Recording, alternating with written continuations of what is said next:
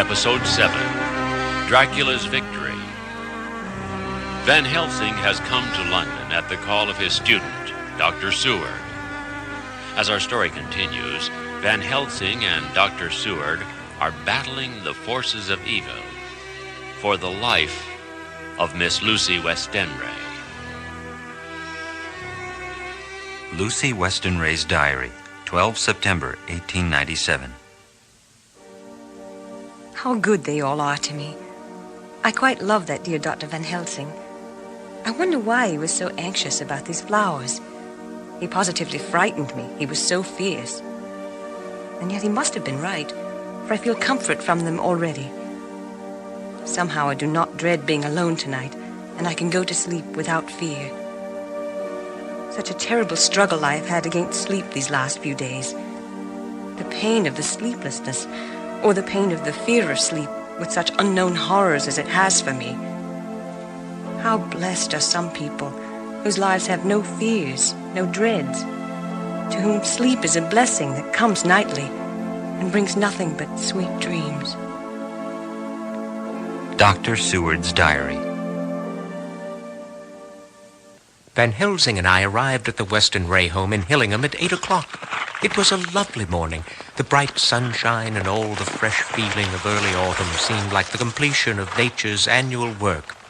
The leaves were turning to all kinds of beautiful colors, but had not yet begun to drop from the trees. When we entered, we met Mrs. Westenray coming out of the morning room. She is always an early riser. She greeted us warmly and said, "You will be glad to know that Lucy is better. The dear child is still asleep. I looked into her room and saw her, but did not go in, lest I should disturb her." Aha! I thought I had diagnosed the case. My treatment is working. You must not take all the credit to yourself, Doctor. Lucy's state this morning is due in part to me. How do you mean, madam? Well, I was anxious about the dear child in the night, and went into her room. She was sleeping soundly, so soundly that even my coming did not wake her. But the room was awfully stuffy. There were a lot of those horrible, strong-smelling flowers about everywhere, and she had actually a bunch of them round her neck. I feared that the heavy odor would be too much for the dear child in her weak state, so I took them all away and opened a bit of the window to let in a little fresh air. You will be pleased with her, I'm sure. You removed the garlic flowers? Garlic? No wonder they bore such an odor. My goodness, Professor, I fail to see your reasoning. What the poor girl needs is fresh air. Dear madam, the best of medicines are taken from nature's bounty, and sometimes that which is not pleasing to the senses is most healing to the body. Perhaps you are correct. In this case, I am sure of it. I must ask, therefore, that you and your staff follow my directives in all matters until we have brought the young lady back to good health.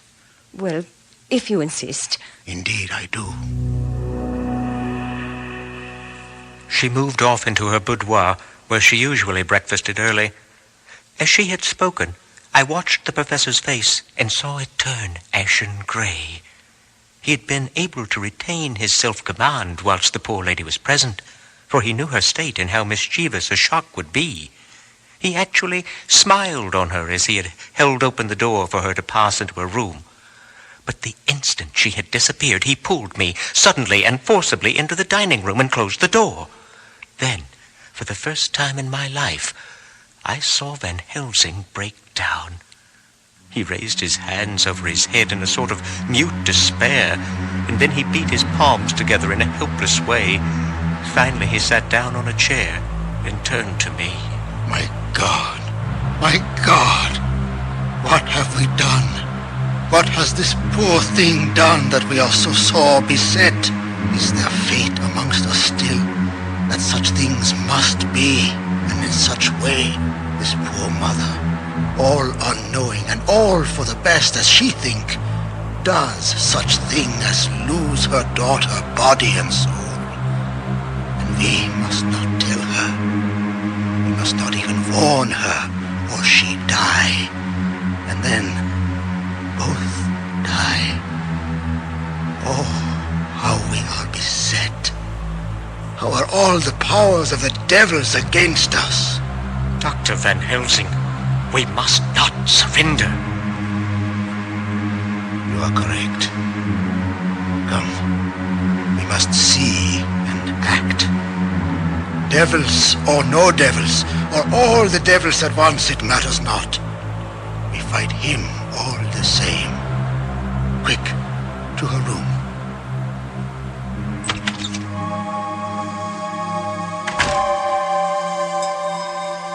Draw back the blinds. I will see to our patient. Is she all right? It is as I expected. The monster has come again. We must have another transfusion. I am ready. No. Today, you must operate. I shall provide. You are weakened already. As he spoke, he took off his coat and rolled up his shirt sleeve. Again the operation. Again the narcotic.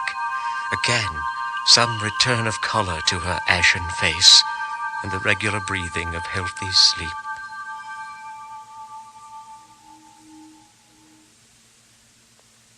Before we left, Van Helsing again told Mrs. Westonray that she must not remove anything from Lucy's room without consulting him, and the flowers were of medicinal value, and that the breathing of their odor was a part of the system of cure. Having done all that could be done, we took our leave, Van Helsing returning to the Berkeley Hotel, and I to the asylum. I was engaged after dinner in my study, posting up my books. Van Helsing would be arriving soon, as we were to discuss our future plans for Lucy's treatment.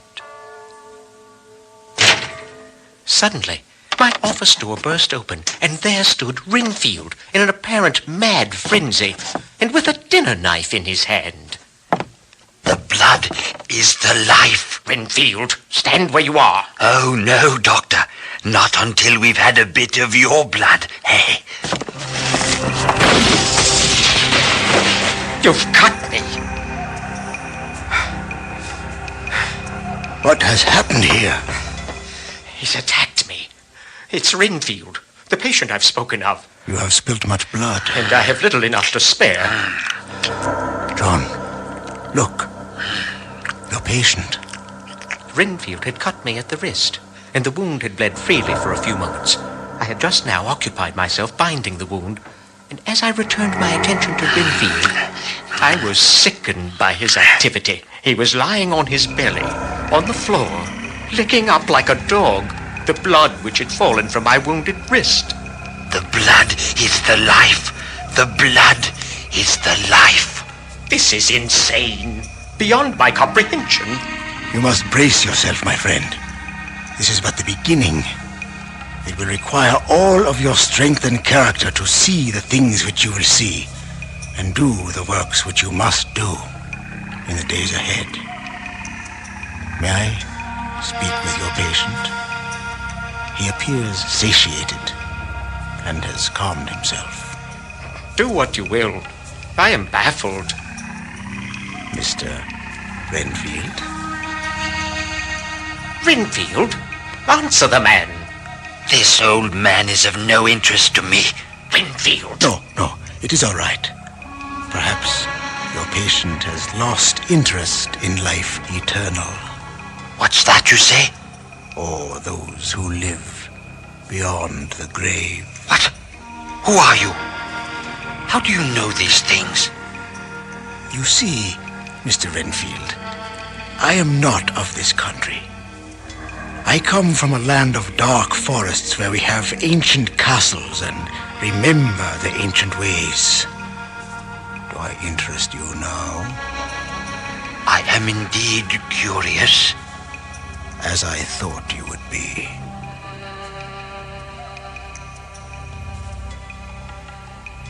I could see that Van Helsing had removed a crucifix from his coat pocket and was holding it behind his back out of Renfield's view. It was not large or small, about 6 inches in length, and appeared to be made of fine silver. It glistened in the lamplight.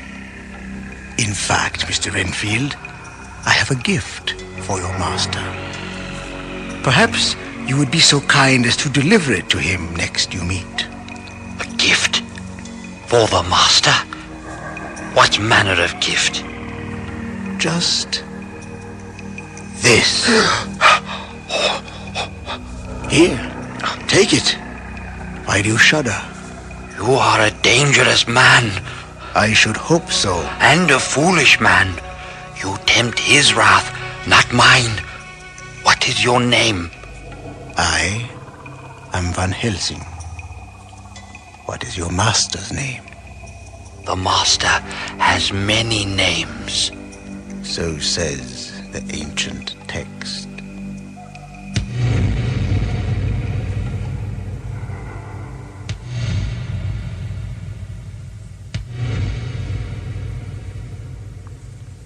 Renfield fell silent and soon returned, quite calmly, to his cell. I asked Van Helsing what was the meaning of his exchange with my patient, and why did the crucifix have such a powerful influence upon him? But Van Helsing, like Renfield, would speak no more, only saying that he will explain in time. But for now, know this. This Renfield is most important. You must keep a keen watch upon him. Record all movements, all speech.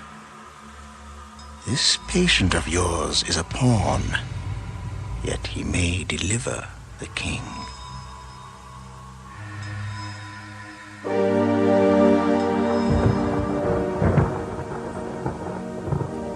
Memorandum left by Lucy Westenray, 17 September, night.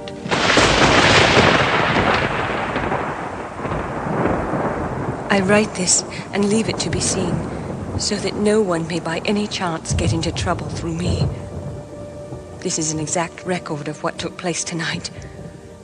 I feel I am dying of weakness and have barely strength to write, but it must be done if I die in the doing. I went to bed as usual, taking care that the flowers were placed as Dr. Van Helsing directed, and soon fell asleep. I was wakened by some flapping sound at the window. I tried to return to sleep, but could not. Then there came to me the old fear of sleep, and I determined to keep awake. Presently the door opened, and Mother came in and sat by me.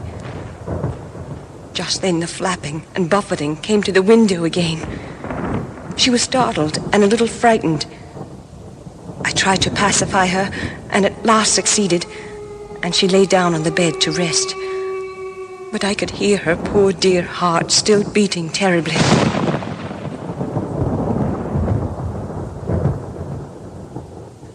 After a while there was the low howl again out in the shrubbery, and then a crash at the window. The wind rushed in, and in the aperture of the broken panes there was the head of a great grey wolf. Mother cried out in affright, pointing at the wolf. Then a strange and horrible sound came from her throat, and she fell across me, clutching her heart. The room and all round seemed to spin round. I kept my eyes fixed on the window, but the wolf drew his head back, and a whole myriad of little specks seemed to come blowing in through the broken window, and wheeling and circling round like diamonds of dust shimmering in the moonlight. I tried to stir, but the swirling and shimmering specks held some spell over me, and I could not move. My dear mother's heart had ceased to beat, and now she lay dead beside me. The room seemed to be spinning madly. I managed to rise from the bed and leave my room in search of the servants. I descended to the dining room to look for them. My heart sank when I saw what had happened. They all four lay helpless on the floor, breathing heavily.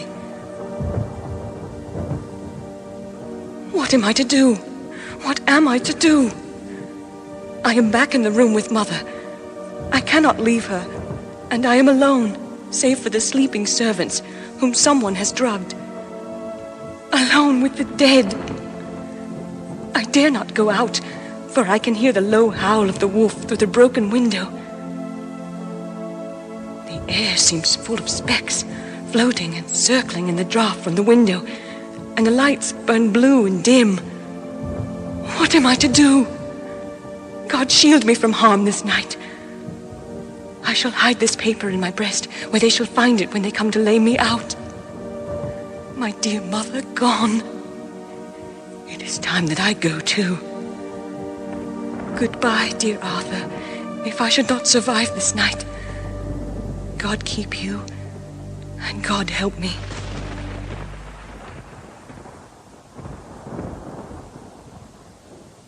September, morning. Having received an urgent dispatch from Van Helsing, I drove to Hillingham and arrived early, knocked at the front door, and received no answer. Circling the house, I found no means of ingress. As I did so, I heard the rapid pit-pat of a swiftly driven horse's feet. They stopped at the gate, and a few seconds later I met Van Helsing running up the avenue. Are you just arrived? How is she? Are we too late? Did you not get my telegram? I only received your telegram early this morning and have not lost a minute in coming here. I've just been knocking and cannot make anyone in the house hear me. Then I fear we are too late. Come. If there be no way open to get in, we must make one. Time is all in all to us now. We went round to the back of the house, where there was a kitchen window. The professor took a small surgical saw from his case and, handing it to me, pointed to the iron bars which guarded the window. I attacked them at once and had very soon cut through 3 of them. Then, with a long, thin knife, we pushed back the fastening of the sashes and opened the window. I helped the professor in and followed him. There was no one in the kitchen or in the servants' rooms, which were close at hand. We tried all the rooms as we went along, and in the dining room, dimly lit by rays of light through the shutters, found 4 servant women lying on the floor. There was no need to think them dead, for their heavy breathing and the acrid smell of laudanum in the room left no doubt as to their condition. We can attend to them later. We must go to Miss Lucy. We ascended to Lucy's room. How shall I describe what we saw? On the bed lay 2 women, Lucy and her mother. The latter lay farthest in, and she was covered with a white sheet, the edge of which had been blown back by the draught through the broken window, showing the drawn white face, with a look of terror fixed upon it. By her side lay Lucy, with face white and still more drawn. The flowers which had been round her neck we found upon her mother's bosom, and her throat was bare, showing the 2 little wounds which we had noticed before, but looking horribly white and mangled. It is not yet too late. Quick! Go get heat and fire a warm bath. This poor soul is nearly as cold as that beside her. She will need be heated before we can do anything more. I got a bath, and we carried Lucy out as she was and placed her in it. We busied ourselves chafing her limbs to bring back the circulation to her blood. Never in all my experience had I seen Van Helsing work in such deadly earnest. You are correct, Professor. We are in a stand-up fight with death, aren't we? If that were all, I would stop here where we are now and let her fade away into peace, for I see no light in life over her horizon. The heat is beginning to have effect. Bring my stethoscope. It is there beside you. It beats. The first gain is ours. Check to the king. We took Lucy into another room and laid her in bed. Van Helsing tied a soft silk handkerchief round her throat. She was still unconscious, but had regular breath. What are we to do now? Where are we to turn for help? We must have another transfusion of blood, and that soon, or that poor girl's life won't be worth an hour's purchase. You are exhausted already. I'm exhausted too. I fear to trust those women, even if they would have the courage to submit. What are we to do for someone who will open his veins for her? How about some strong American blood? Quincy Morris! But what brought you here? I guess art is the cause. Here's his telegram. Let me see. Have not heard from Seward for 3 days, and am terribly anxious. Cannot leave. Father still in same condition. Send me word how Lucy is. Do not delay. Holmwood. I think I came just in the nick of time. You know you have only to tell me what to do. A brave man's blood is the best thing on this earth when a woman is in trouble. Well, The devil may work against us for all he's worth, but God sends us men when we want them. She has blood. The American, Quincy, he rest too. Here, read this. It dropped from Lucy's breast when we carried her to the bath. In God's name, what does it all mean? Was she or is she mad? Or what sort of horrible danger is it? You shall know and understand it all in good time, but it will be later. As for now, we must gather our forces. This American is strong and brave. We must bring him to our cause. Also, Arthur, the lover of this poor child, must come. Hello, John. Dr. Van Helsing. Arthur, but your father... Father has passed away. My place is here now. How is her condition?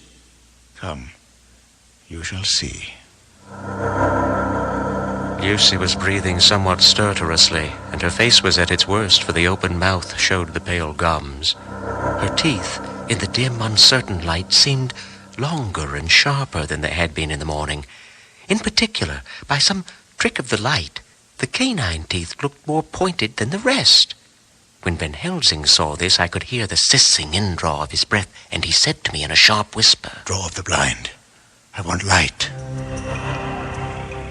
My God! Come, John. Look. "The wounds on the throat have absolutely disappeared." She is dying. It will not be long now. It will be much different, mark me, whether she dies conscious or in her sleep. Bring that poor boy, and let him come and see the last.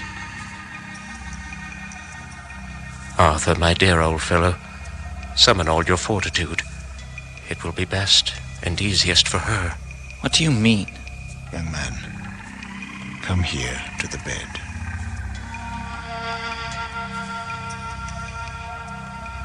When we came to the bed, Lucy opened her eyes, and seeing Arthur, whispered softly.